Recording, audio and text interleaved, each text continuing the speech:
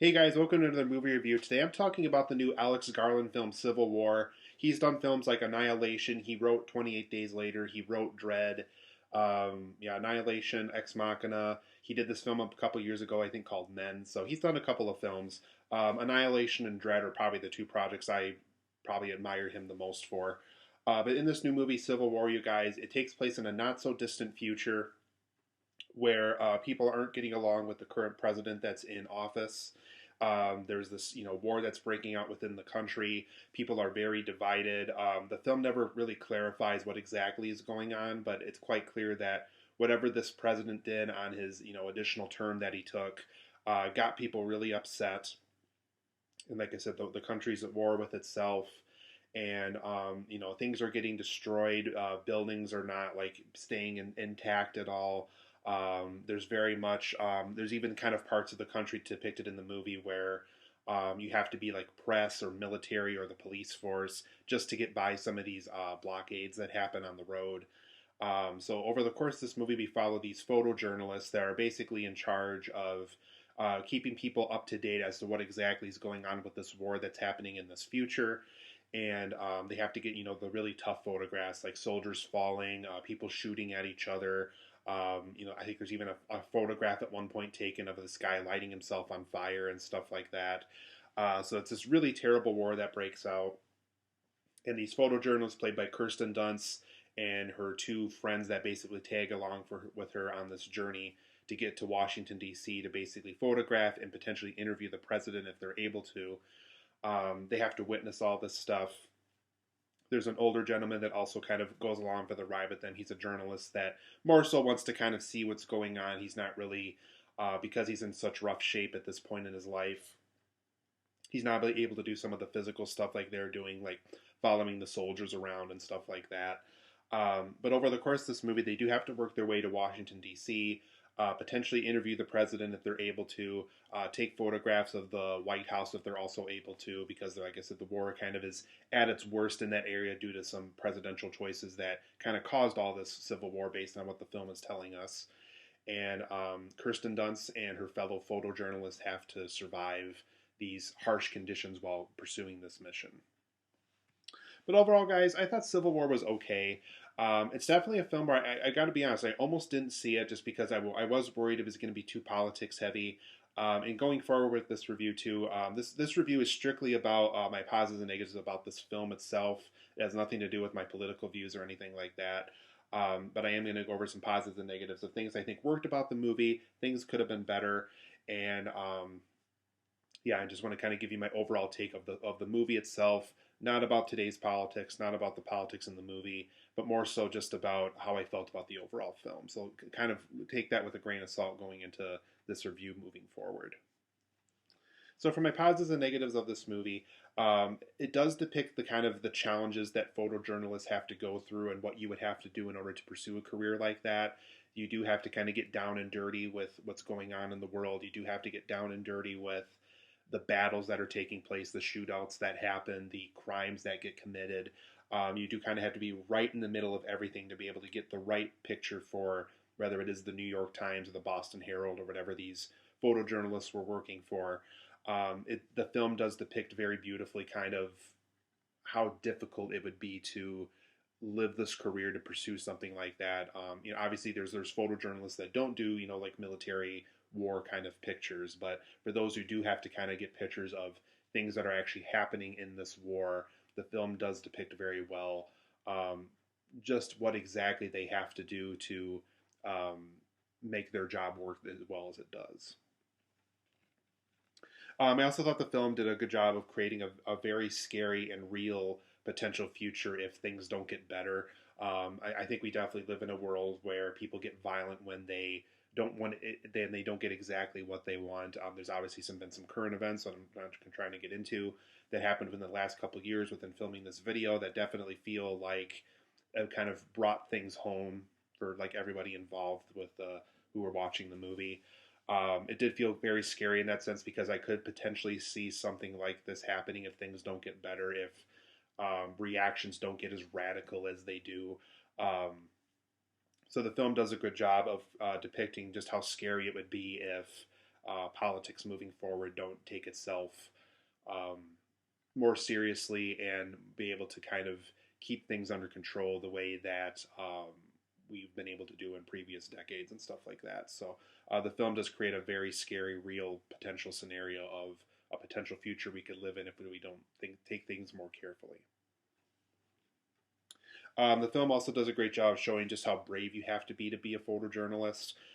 There's literally a moment where I think Kirsten Dunst has to take a picture of this guy that basically died during this battle, and there's this young journalist within this group of journalists that you can tell is kind of too scared to take the picture and stuff like that. And so later on in the movie, when they're talking in the car, um, Kirsten Dunst tells her that, you have to be brave in order to do this. You kind of have to take the pictures that no one else is willing to take because the job entitles that you have to be kind of in this scenario in order to properly photograph what's going on with everything happening in the world and stuff like that. So the film does a great job of showing just how brave you have to be in order to pursue a career like a photojournalist. I also thought the set design was well done. It's also not a very big budget film. A24 is known for their lower budget movies.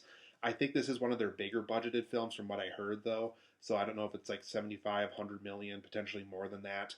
But it looks more expensive than it does. So I thought the film did a great job of using whatever budget they had to their advantage, really making feel like this war is actually breaking out within the country. So I thought the set design was well done. It looked broken down. You could tell a lot of problems are going on in the world and stuff like that. So set design wise and use of budget, I thought both were well handled in the movie.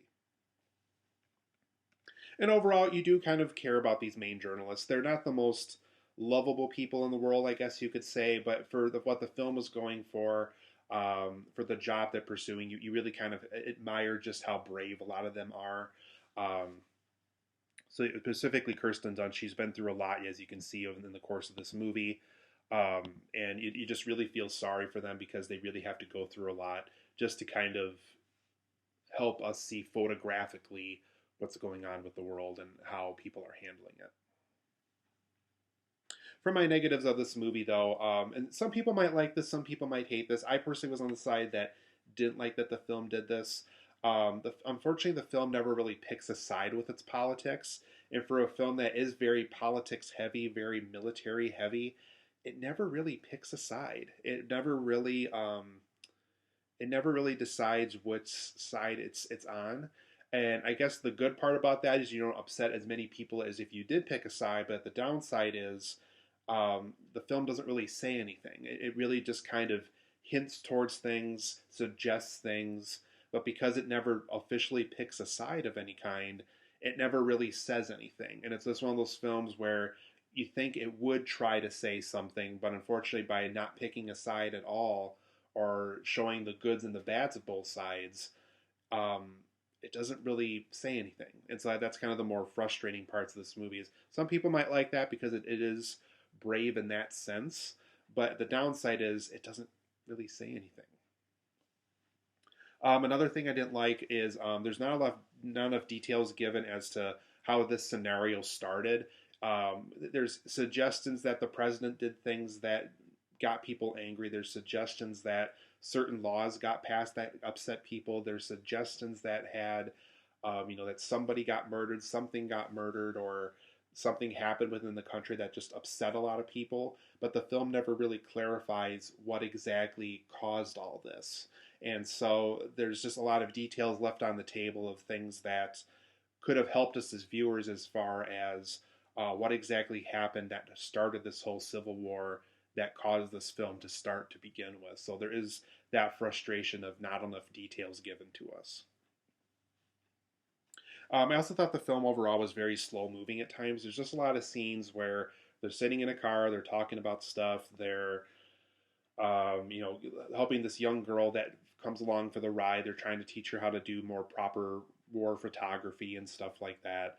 But there's just a lot of times where it's very slow moving. It's just not a lot going on. There is a lot of scenes that do kind of feel like you have to kind of remind yourself of the Civil War that happens near the beginning and the end of the movie.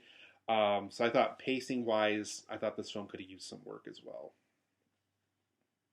And overall, there's just a lot of off-putting moments and just something that happens at the end that really doesn't feel like the journey that we went on with the characters felt like they're wrapped up the right way. There's something that happens with two of them that one of them feels like that character wasn't being as careful as they were earlier on in the movie, and with the regarding the other one, they participate in something that doesn't feel like something they would have participated in earlier on in the movie either. So it's just one of those things where the ending happens and it just feels like we're watching different characters because they were very careful with their photojournalism earlier on in the movie, and there's things that happen towards the end that really feel like they're just kind of amateurs and didn't go into this mission properly ready for what they had to do and stuff like that. So there's just a lot of off-putting things that really don't sit well with me or with other audience members, I would imagine. And unfortunately, the ending does suffer a little bit because it does feel like something that wouldn't have happened with the characters that we watched over the course of this movie based on what happened earlier on in the movie. And overall, this film doesn't really have any rewatch value. I think anything and everything you're going to pick up on in this movie, you can pick up on the first viewing. This is not a film I could see myself owning on Blu-ray or DVD or on streaming or anything. Um, just no rewatch value, and unfortunately, there's other Alex Garland films that do have that value. So this is his first film in a while where I just didn't feel it in that regard. And overall, I thought the soundtrack of this film really was not great. They try to go with more poppy music for some of these more serious moments in the movie. And it doesn't really sit well. I don't know if they're trying to be like a political satire in those moments with the music choices, but for me personally, it just felt a little too poppy for me. I thought for such a serious film, for such a serious take on this kind of subject matter, the more serious music that certain moments have, I thought could have been more consistent throughout the movie. Not a huge fan of the soundtrack to this film. But overall, I'm going to give Civil War a 7.5 out of 10. There's certain things that it does really well. It does depict a not so distant future that could potentially happen if we're not being more careful. But there's just a lot of things along the way, like never picking a side, not enough details given on how the Civil War started. It's very slow moving at times. There's a lot of off putting material that really kicks in towards the end of the movie.